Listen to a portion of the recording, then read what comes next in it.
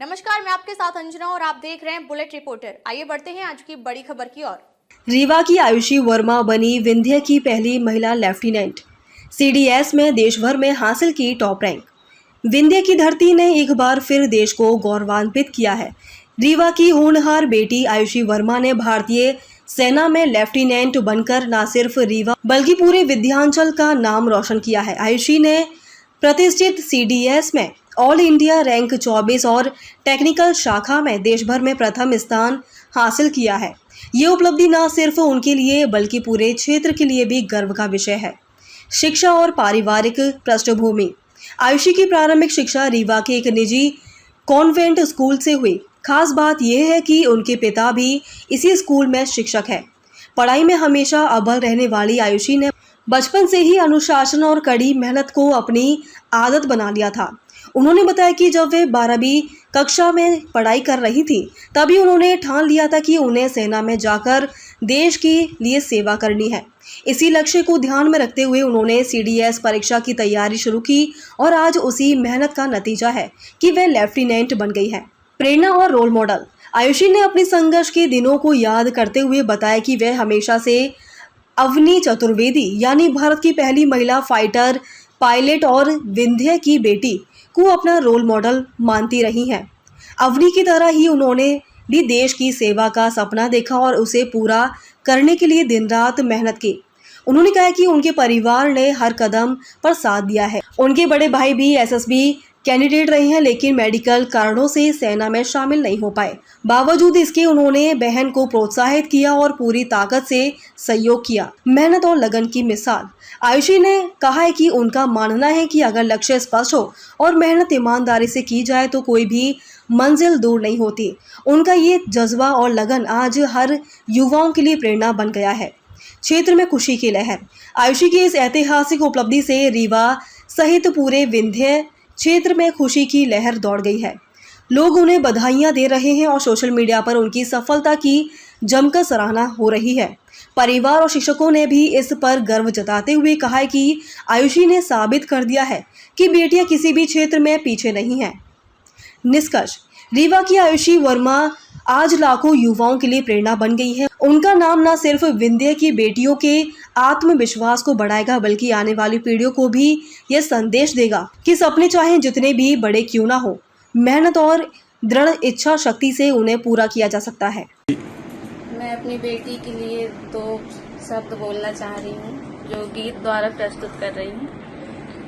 तुझे सूरज कहूँ या चंदा, तुझे सूरज कहूँ या चंदा, तुझे दीप कहूँ या तारा, तुझे दीप कहूँ या तारा, मेरा नाम करेगी रोशन, मेरा नाम करेगी रोशन, जग में मेरी राज दुलारी, मेरा नाम करेगी रोशन, जग में मेरी राज दुलारी। जी, देश की रक्षा के लिए भर्ती हो रही है, तो कैसा महसूस आपको लग रहा है और क्या कहेंगे आप? मैं बहुत ही गौरवान्वित महसूस कर रहा हूँ कि ये हमारी सपने साकार हो गया हमारे।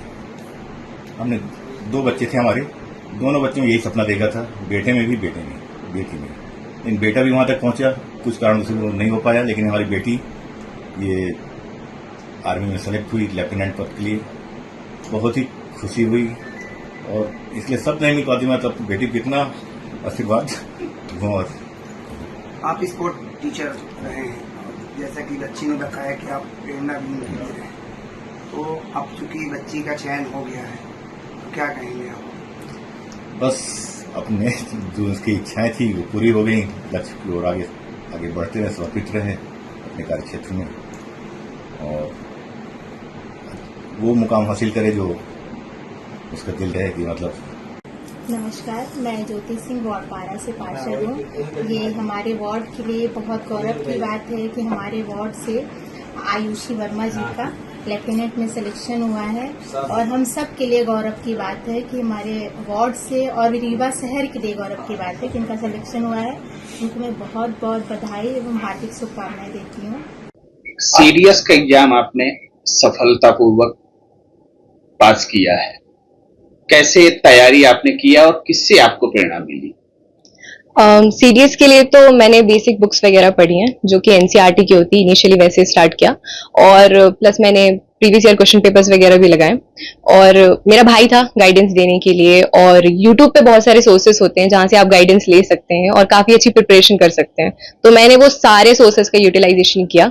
यूट्यूब हो गया, इवन आपको बहुत सारी जनरल नॉलेज बहुत सारी साइट्स पे मिल जाएंगे, तो वो सारे सोर्सेस का मैंने बहुत अच्छे से यूटिलाइजेशन किया और वो मेरे लिए काफी वर्क करी।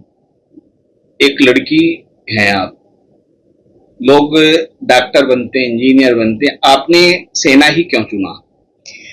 सेना चुनने का मेन रीजन ये था कि जब मैंने जाना आर्म फोर्सेस के बारे में, उसकी लाइफस्टाइल के बारे में, और देखा कि वो लोग कैसे वर्क प्लेस में, कैसे इन्वायरमेंट में वर्क करते हैं, क्योंकि हर एक इंसान जो कोई भी काम करता है वो एनी हाउ कैसे ना कैसे अपनी कंट्री को सर्व करता है, but to serve my country with the position of responsibility that an arm forces officer will hold, और उस अकाउंटेबिलिटी के साथ जो ट्रस्ट लोग करते हैं आर्म फोर्सेस पे, वो बहुत डिफरेंट होता है।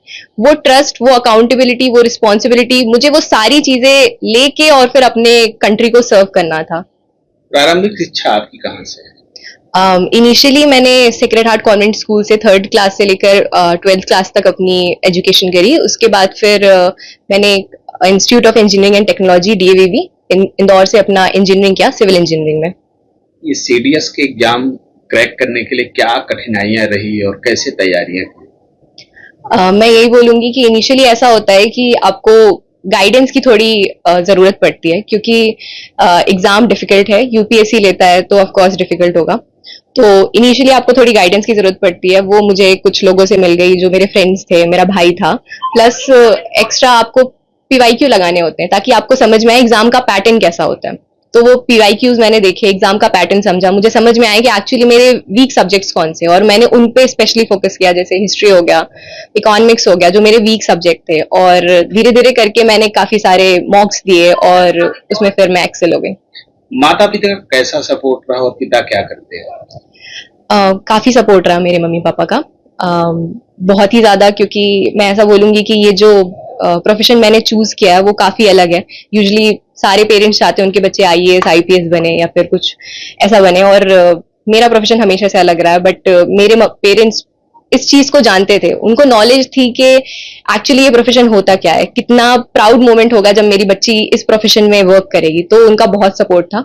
मेरे पापा एक्चुअली एक कराटे टीचर हैं और एक फिजिकल ट्रेनिंग इंस्ट्रक्टर भी हैं स्कूल में, सो उनका बहुत ज्यादा सपोर्ट रहा, और उनकी वजह से मैंने वो सारी आउटडोर एक्टिविटीज ट्राई करी जो मुझे बचपन में बहुत अच्छी लगती थी। उन्होंने काफी सपोर्ट किया, और उसके कारण मेरी पर्सनालिटी और वो सारे पर्सनालिटी ट्रेट्स आए जो आर्मी में एज अ रिक्वायरमेंट होते हैं। प्रारंभिक शिक्षा के दौरान पहली बार आपको कब लगा कि आपको सेना ज्वाइन करना चाहिए और आपका रोल मॉडल कौन है सेना? इनिशियली इट वाज लाइक 2016, जब मैंने जाना कि स्क्वाड्रन लीडर अवनी चतुर्वेदी जो हैं, जो हमारे रीवा डिस्ट्रिक्ट की हैं, वो पहली फाइटर पायलट बनी, और वो मेरी रोल मॉडल थी, क्योंकि सीइंग हर कि वो ऐसी जगह पे गई हैं, ऐसी जगह पहुंची हैं जो बहुत ही डिफरेंट है बाकी सारे प्रोफेशन से। उनको देख के मैंने ऐसी जिज्ञासा आई मुझे अंदर से कि मैं जानूं आर्म फोर्सेस क्या होता है, एयरफोर्स क्या होता है, वहां पे पोजीशंस क्या होती हैं। प्लस मैंने फिर अपने कुछ बुक्स में भी पढ़ा कि कैंटोनमेंट एरिया क्या होता है। वो मुझे बहुत फैसिनेट करता था कि how come a cantonment area is administered by themselves, they only administer it, कोई बाहर से आके उनको एडमिनिस्टर नहीं करता। तो इतना ट्रस्ट पूरे इंडिया का एक फोर्स में हो सकता है, वो है आर्म फोर्सेस। तो ऐसे करके मुझे मोटिवेशन मिला ज्वाइन करने का। कौन सा स्थान रहा है आपका सीडीएस में? मेरी सीडीएस में AIR 24 आई है। अब रीवा की पहली महिला लेफ्टिनेंट बन चुकी हैं, आने वाले भविष्य के लेफ्टिनेंट को क्या संदेश देना चाहेंगी? आपके जैसे और लड़कियां जो हैं आपको अब रोल मॉडल मानेंगी, उनके लिए क्या कहेंगे? मैं यही कहूंगी कि जो भी इंटरेस्ट है आपके, उन पे वर्क करें, और सारी चीजों में, सारी एक्टिविटीज में पार्ट लें, क्योंकि दिन का इतना बड़ा हिस्सा होता है जो हम खाली छोड़ देते हैं या फिर टाइम वेस्ट कर देते हैं, बट वो चीज नहीं करनी चाहिए। आपका जो भी इंटरेस्ट है, जैसा भी इंटरेस्ट है, उस पर आप पूरा वर्क करें, अपना पूरा 100% दें, और life is all about learning.